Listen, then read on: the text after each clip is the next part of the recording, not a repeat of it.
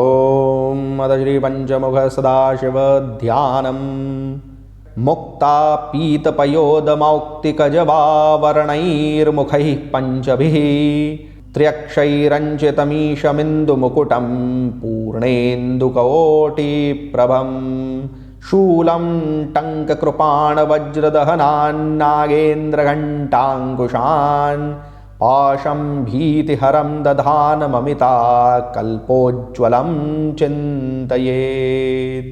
अम्बिकेश्वरध्यानम् आद्यन्तमङ्गलमजात्तसमानभाव मार्यं तमीशमजरामरमात्मदेवं पञ्चाननं प्रबलपञ्चविनोदशीलं सम्भावये मनसि शङ्करमम्बिकेशम्।